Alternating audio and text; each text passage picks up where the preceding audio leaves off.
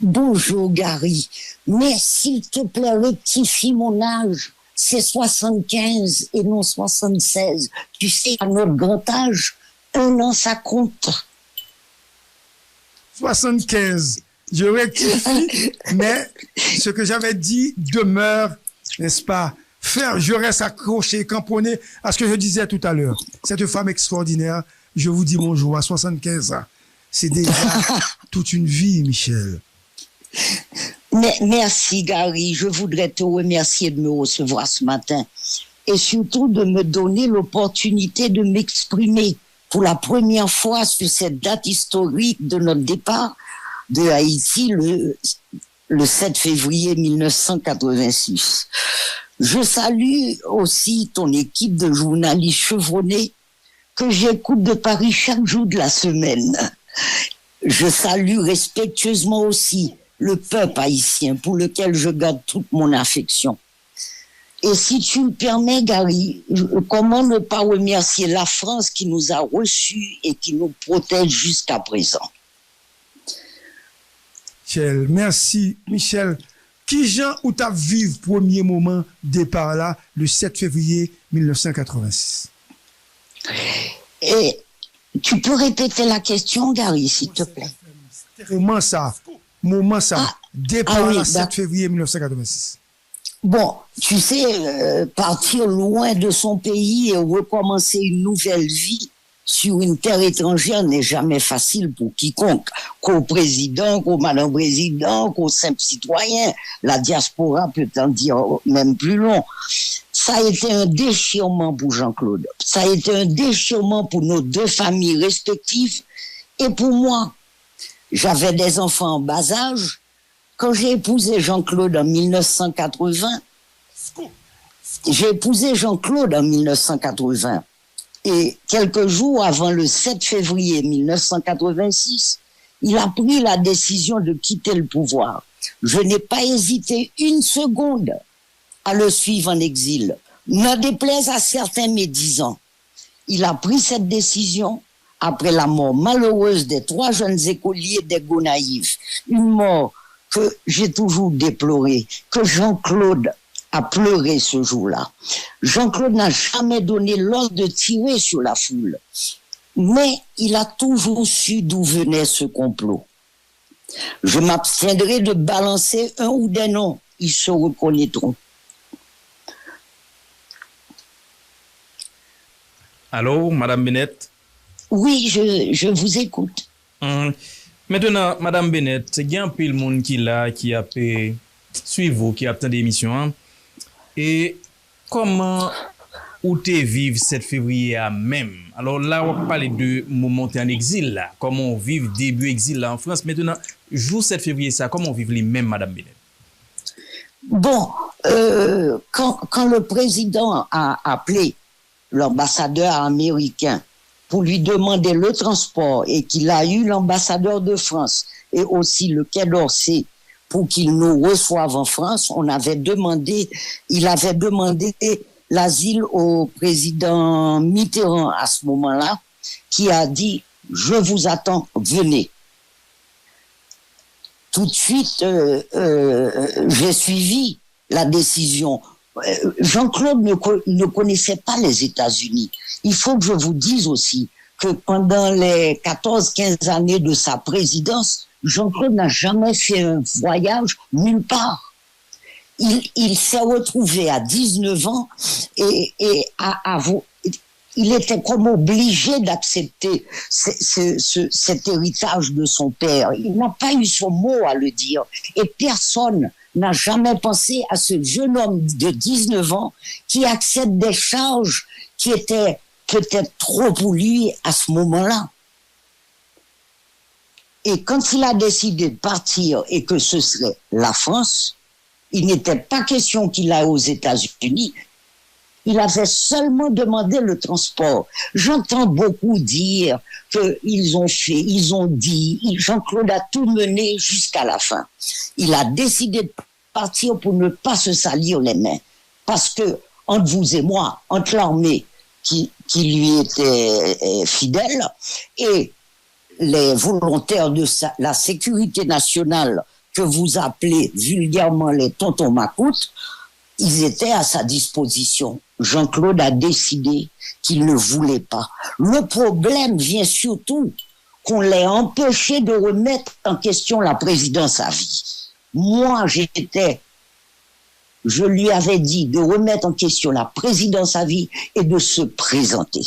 Mais on m'en a empêché. On lui a dit la présidence à vie ne se négocie pas.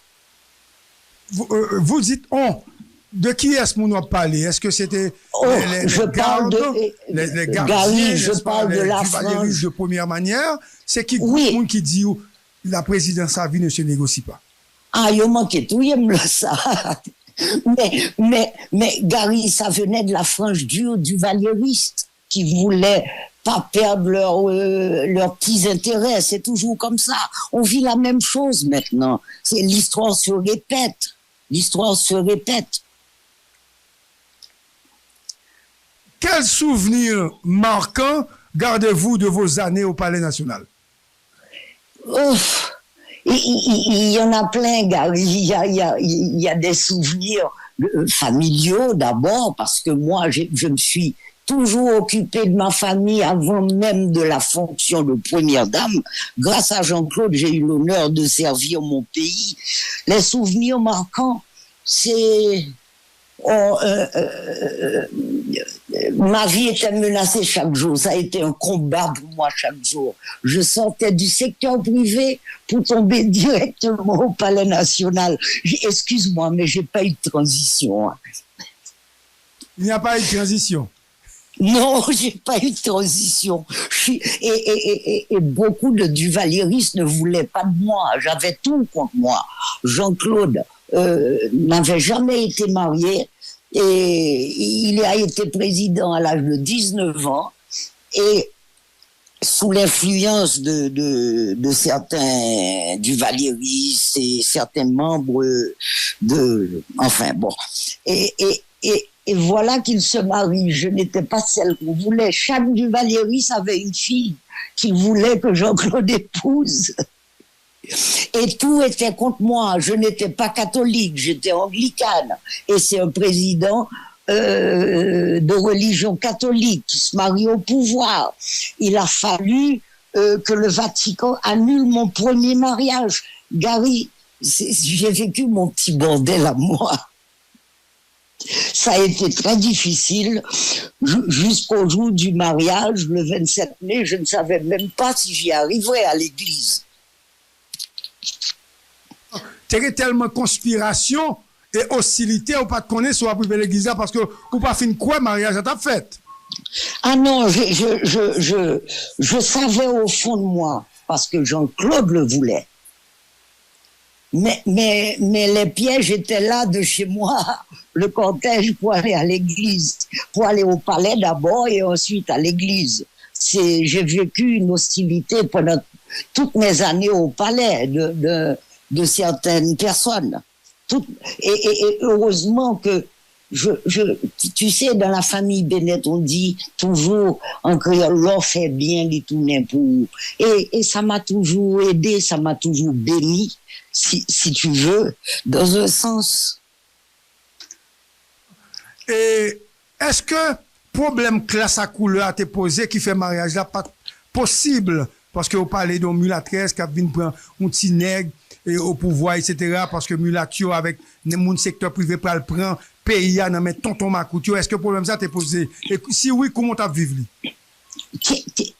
Gary, tu sais, problème mulâtresse, problème ça a toujours existé, surtout par les hommes politiques qui l'utilisaient leurs besoins. Mais au fond, Gary, soit regarder ça. Trois carnets politiques haïtiens, ils ont une maîtresse dominicaine, cheveux soie couleur claire, alors qu'ils ont bonnes oreilles.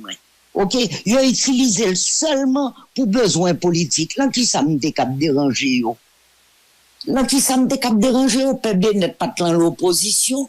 Ok? Je travaillais. D'ailleurs, je pas tant de Jean-Claude pour me dire belle rade, ni belle bijou. D'ailleurs, le mariage Jean-Claude lui dit, madame, mais plus comme ça, c'est moi, puis toi, me fais attention. Tu comprends?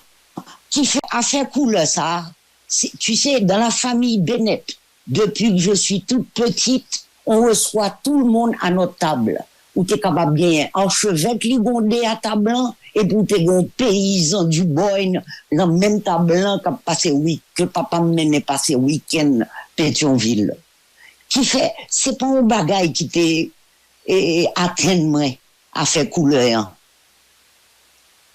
Et en saute on étape rapide puisque nous pour nous parler de ça mais grand pile bagaille a dit dans l'histoire et moi des historiens qui démenti moi tout grand pile monde qui kembe aujourd'hui am dans aimer et poser une question ça. Et est-ce que Jean-Claude Duvalier était parti avec un pile l'argent? Question ça mais tout le temps. Dans aimer répondre à question ça. Gary, à l'époque de Jean-Claude, il n'y avait pas autant d'aide qu'il y a eu toutes ces années, ces 40 dernières années. Toute l'aide internationale ne pouvait pas être détournée par qui que ce soit parce que c'était contrôlé par les différentes agences gouvernementales étrangères. Alors, à qui comme pour Jean-Claude Despatie? Qui tout comme, dans des chiffres 800 millions, et de l'homme dit augmenter. Je préfère passer ça en dérision. Jean-Claude n'était pas un homme d'argent, comme François Duvalier n'était pas un homme d'argent. Haïtien toujours pas oui, il y a pas de couronne Nupana, et 800 millions, il y a l'autre qui dit non, c'est 900 millions. Jean-Claude, mais de quoi on parle là? Comment vivre 40 ans exil ça? Jodi à la 40 ans après, comment vivre lui? Bon, tu sais, Gary, ça a été un déchirement pour nous. Mais j'ai eu une vie de famille en arrivant en France à m'organiser. Et naturellement, on a eu la protection. Et le président François Mitterrand recevait beaucoup de pression, même de son gouvernement, pour nous demander de repartir. Et avec les Américains, son premier ministre à l'époque, Fabius, Fabius avait demandé qu'on aille dans un pays africain. Entre toi et moi, je connais si je te vois dans un pays, ça, nous t'avons. Eh bien, j'ai tenu ferme. Parce que Jean-Claude était dans un état second, il n'arrivait plus à réagir. Quand on venait d'arriver en France, on avait le service secret français qui nous donnait soi-disant de la protection, mais en même temps il a espionné nous. Ça n'a pas été facile. Tous les enfants de la famille qui étaient en bas âge étaient malades. J'avais le médecin presque 24/24. N'oublie pas qu'on était à Taloir, là où le froid était vraiment intense. À ce moment-là, j'ai réagi. J'étais la seule à pouvoir réagir.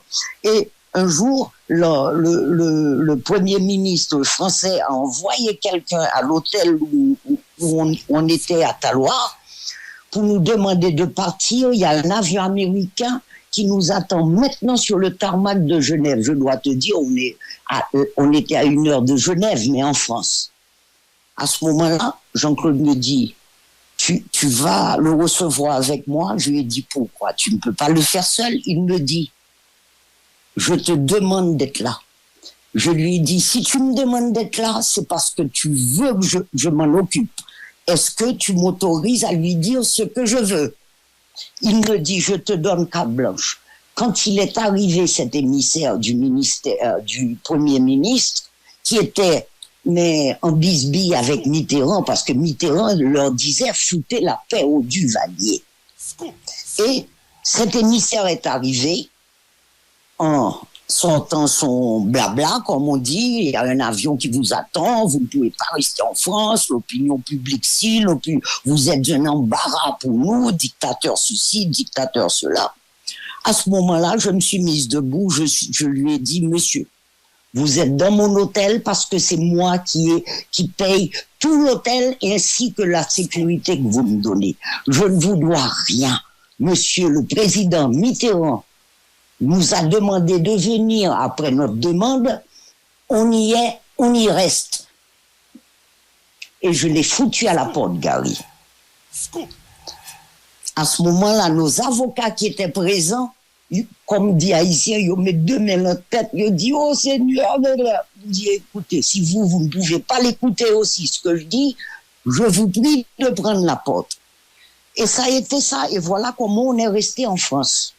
On a pris des avocats, on a demandé l'asile politique, et les procédures étaient longues, et voilà, on y est jusqu'à présent. Sinon, il t'a envoyé nous qu'à John Doe en Afrique.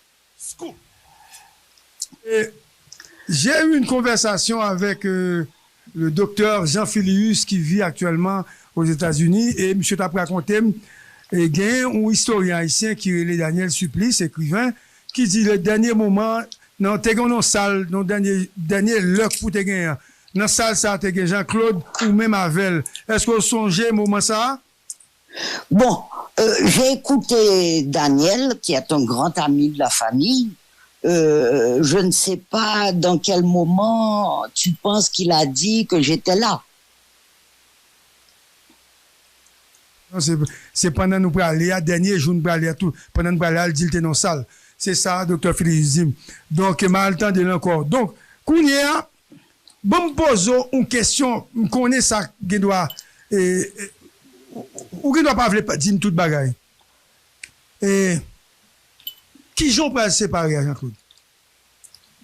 Qui j'en peut se séparer avec elle? 107.7 FM stéréo. On avait une vie, je pensais, familiale, mais c'était plutôt de mon côté.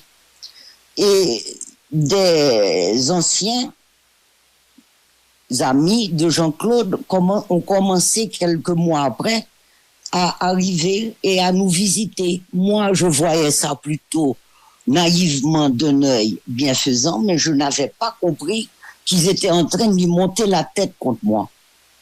Et à mon grand étonnement, j'ai reçu en 1990 un papier de divorce signifié par un huissier français.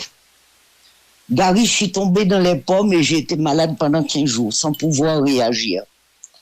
Où on m'a signifié un divorce fait à mon insu en République dominicaine, là où Jean-Claude et moi n'avaient jamais encore mis les pieds, qui m'a été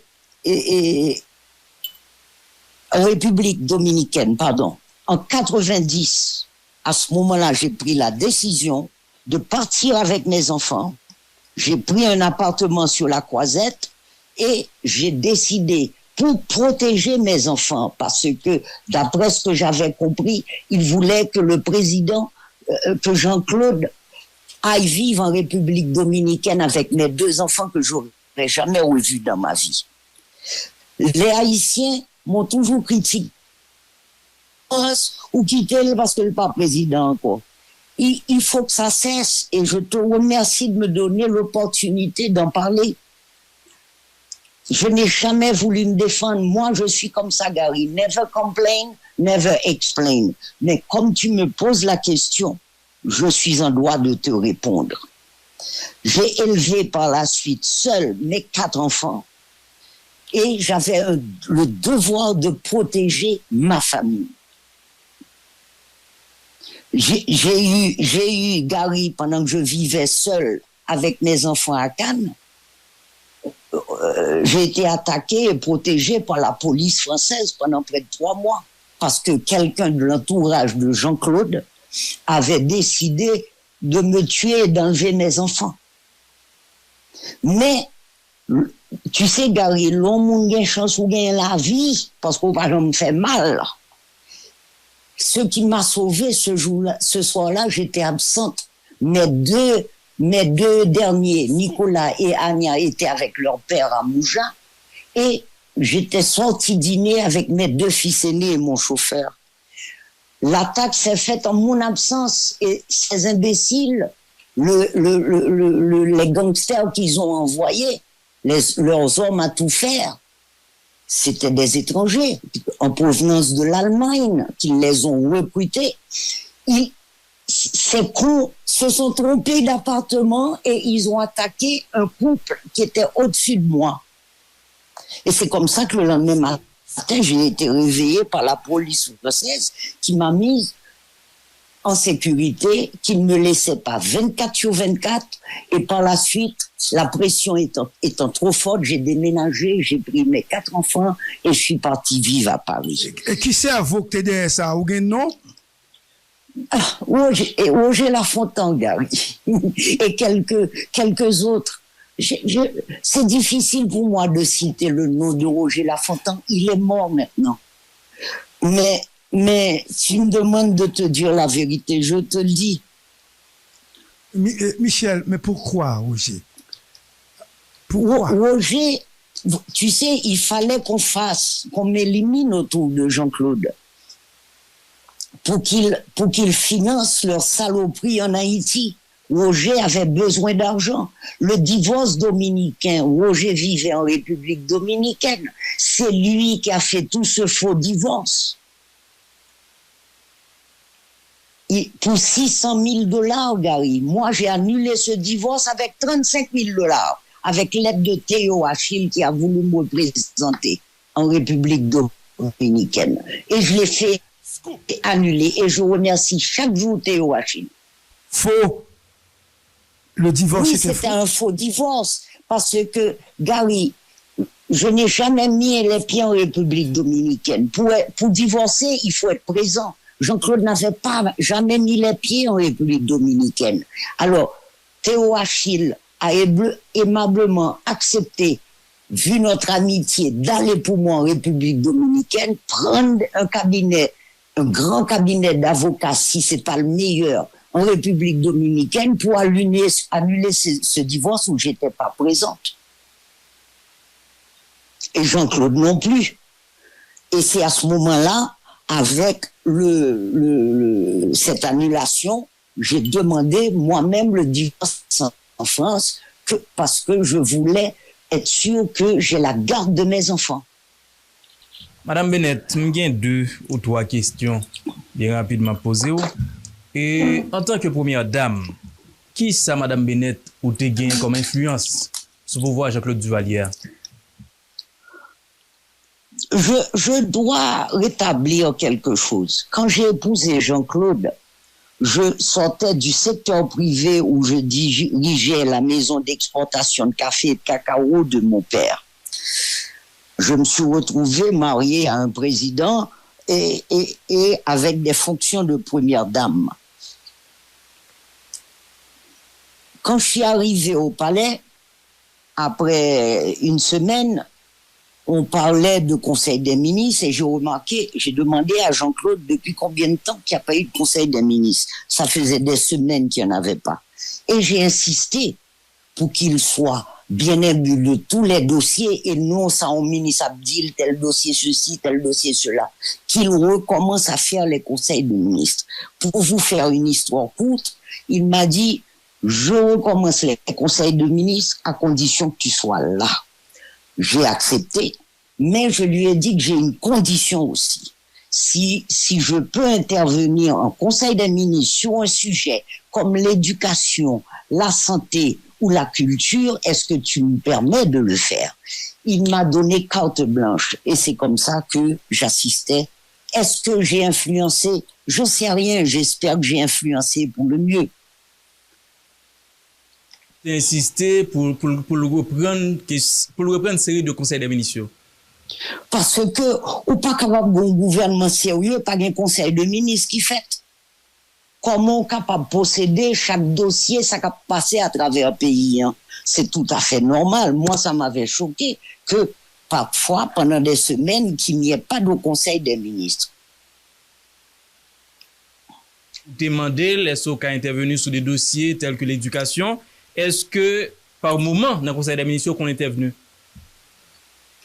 Naturellement. Naturellement, puisqu'il m'avait donné carte blanche pour le faire. Mais seulement pour comprendre.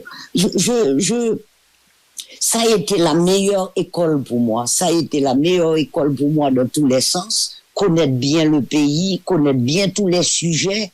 Je n'intervenais pas sur question de travaux publics, des trucs comme ça. Ça ne m'intéressait pas sur question ministre de l'Intérieur, ministre ceci, ministre cela. Non, l'éducation, la culture et la santé, c'était les trois priorités pour moi. Et c'est en ça surtout que j'intervenais. Dernière question, Madame Bennett, pour moi.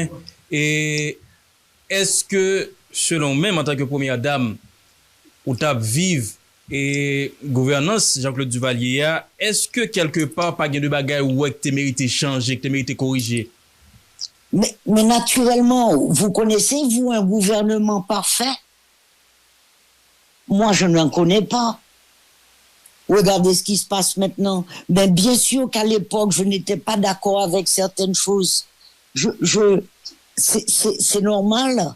Et certaines choses, j'étais la voix de la rue au palais avec Jean-Claude. Parce que moi, chaque jour, je ne restais pas au palais. J'avais une fondation qui avait des hôpitaux, des écoles, et à travers le pays. Et chaque jour, j'étais dans un hôpital différent à travailler. Et de dossiers où tu es en désaccord avec eux? Des dossiers quoi? Il faut garder en mémoire de actions gouvernementales posées dans l'époque là où tu es en désaccord avec eux. Mais oui, je peux donner un exemple. Et quand il y a eu la rafle des journalistes, je crois que c'était en novembre 83, Liliane Pierre-Paul, et comment il s'appelle, bon, il y a d'autres noms, c'est Marvel, je crois. Compère Philo. Oui, compère Philo. Et aussi, comment ne pas citer le nom de monsieur Evans Paul. Hein? Pour moi, Evans Paul, c'est un homme de grande valeur morale et il a été victime de notre gouvernement, mais il prône toujours la réconciliation, il prône toujours la non-violence et le pardon. Et je lui en sais gré. Mais quand j'ai su que cette rafale allait se faire, j'ai pété un câble, excusez-moi l'expression française, hein, mais j'ai pété un câble. Et Jean-Claude a été mal renseigné là-dessus. Et ça s'est débordé. Et je regrette chaque jour ce que Liliane a subi. Je regrette chaque jour ce que chacun de ces hommes a subi. Pour moi, ça a été une tâche de notre gouvernement. Et je le regrette. Jean-Claude l'a regretté aussi. Mais je vais vous raconter une anecdote. Quand Jean-Dominique, qui a été un grand ami de Jean-Claude Duvalier, bien avant que je ne l'épouse, quand Jean-Dominique ouvrait son émission chaque matin à Radio Haïti, il disait « Bonjour Port-au-Prince », non, « Bonjour Haïti »,« Bonjour Port-au-Prince »,« Bonjour le prince ». Qui était le prince pour lui? C'était Jean-Claude. Mais au fil des années, l'amitié s'est refroidie. Et savez-vous que quand Jean-Dominique a été expulsé après cette rafle, vous savez que par l'intermédiaire de mon père, Jean-Claude envoyait de l'argent chaque mois à Jean-Dominique à New York. Alors, que Haïtien pas venu parler en pile dans la tête, moi, que Jean-Claude était mauvais. C'était quelqu'un de bon, c'était quelqu'un de généreux qui aimait son pays. Je pense qu'il est temps maintenant qu'on lui rende hommage. Il y a eu des erreurs impardonnables, mais parfois ça a débordé. Michel. Oui, Gary. Écoute, Michel, cette question que je vais te poser, c'est une question un petit peu, je dirais, difficile. Mais comme tu es une femme de grande ouverture, de grande culture, je dois de toute façon te la poser. Tu peux me parler de Véronique et de la mort de Jean-Claude? Quelle relation? Je n'ai jamais rencontré cette femme. Quand Jean-Claude a commencé à la voir, j'ai toujours pensé que, étant divorcé ou séparé ou divorcé, il avait droit à sa vie privée. Gary, mon principe, la famille. 107.7 FM stéréo. Je ne mêle jamais de la vie privée des gens pour une simple et bonne raison. M'pa vle ou vin mêler là, fait pas moun. Jean-Claude avait droit à sa vie privée. Mais cette femme n'a pas été assez intelligente pour être gentille avec mes enfants qui étaient petits et toujours en bas âge. Et quand Jean-Claude est décédé, il vivait toujours avec elle, mais la veille de la mort de Jean-Claude, il y a eu, d'après ce que me dit l'entourage de Jean-Claude, il y a eu une grande dispute et il a laissé là où il vivait avec cette femme. J'étais en Haïti à ce moment-là. Nicolas, et quand Jean-Claude est décédé, je l'ai su par le docteur Gérard Pierre qui était son cardiologue. Il me dit, je t'appelle, je suis chez le colonel Baguidi, j'ai une mauvaise nouvelle, le président est décédé. Je lui ai dit, Doc, tu gardes le corps et tu attends l'arrivée de mon fils Nicolas. Et c'est comme ça que j'ai appelé Nicolas et je lui ai dit, tu vas trouver ton père, j'appelle Paxila et tu es en charge du corps de ton père. Thierry, excuse-moi, et Gary, c'était des mauvais moments pour moi et mes enfants. Anya était à Paris, il fallait que je lui annonce que son père est décédé. Personne ne s'y attendait. Et c'est moi qui ai pris en charge toutes les funérailles de Jean-Claude, malgré qu'on était séparés depuis de nombreuses années.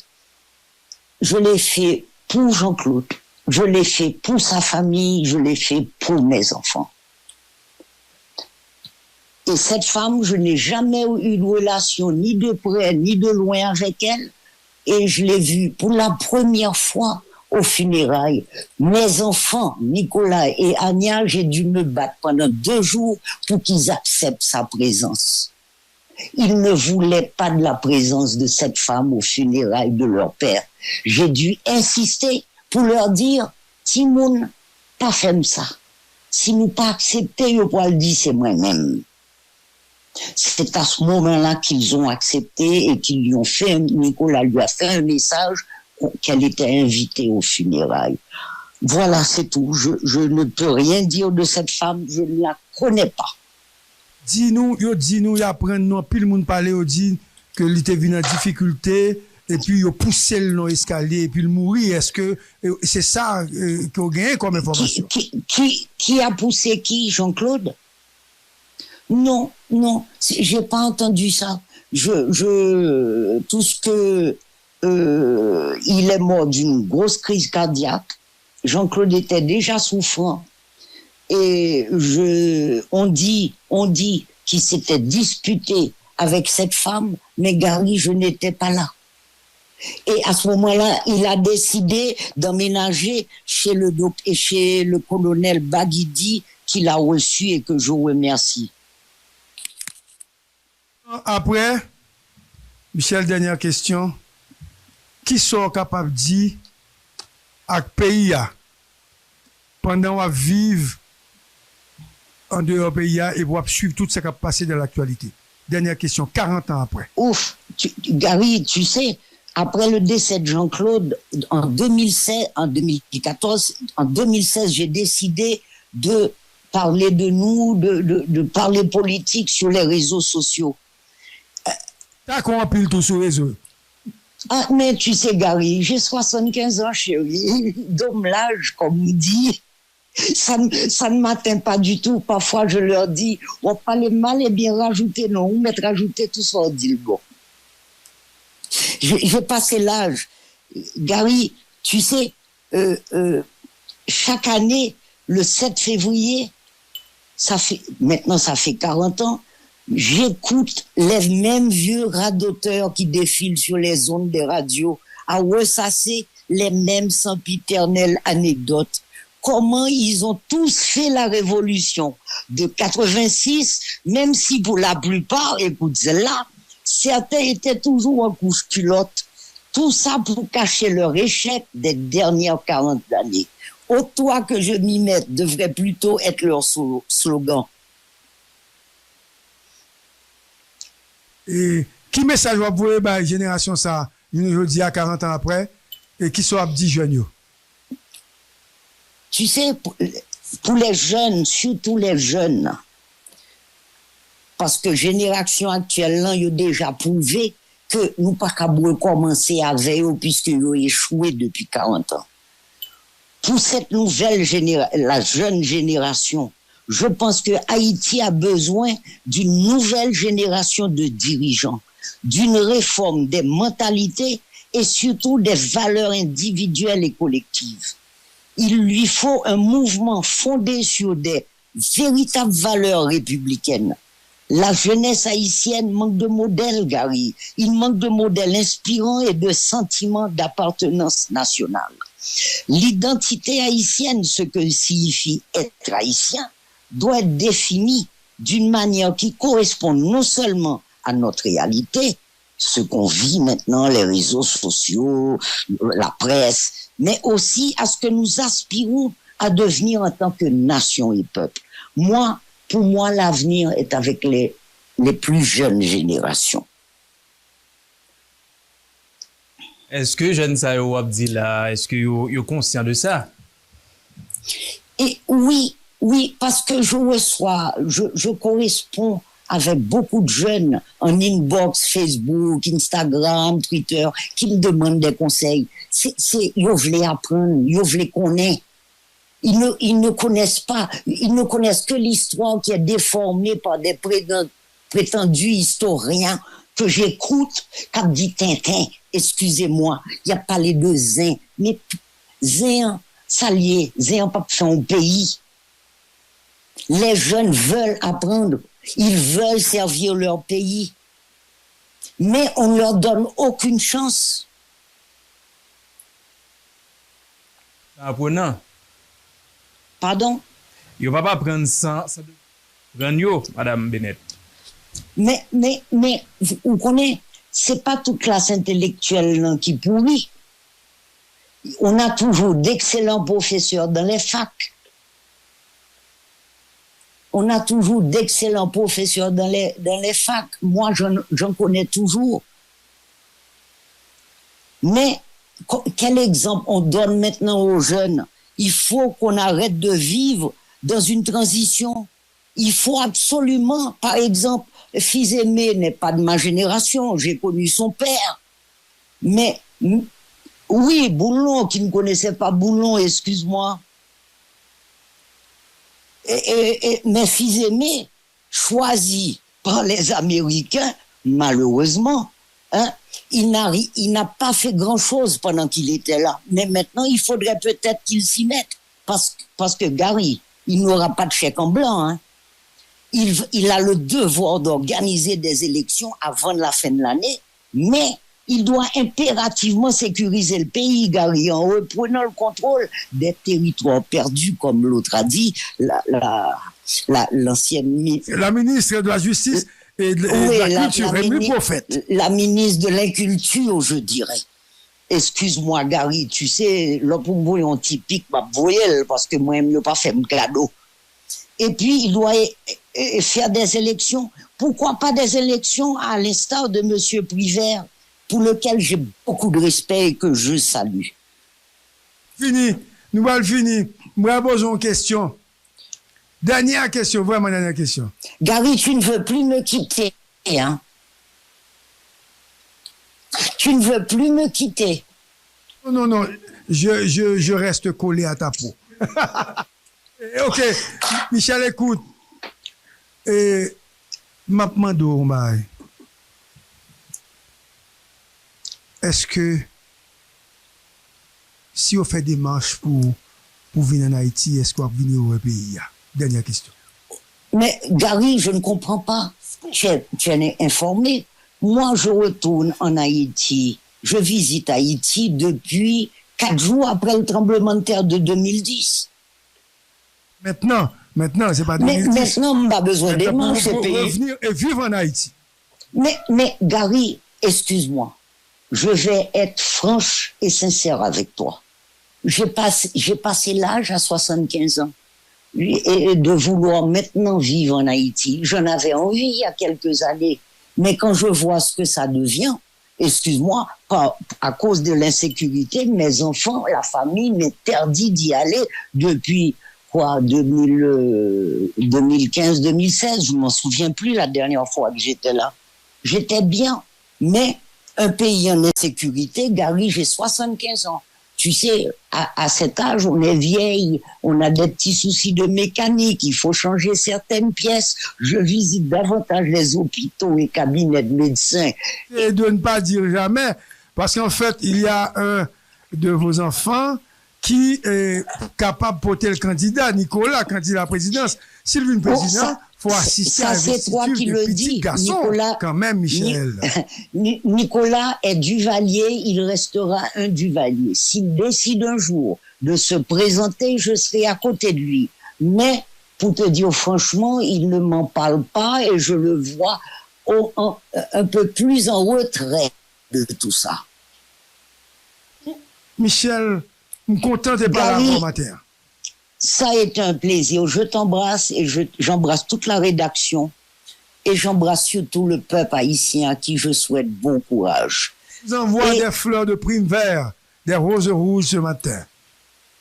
Merci, Gary.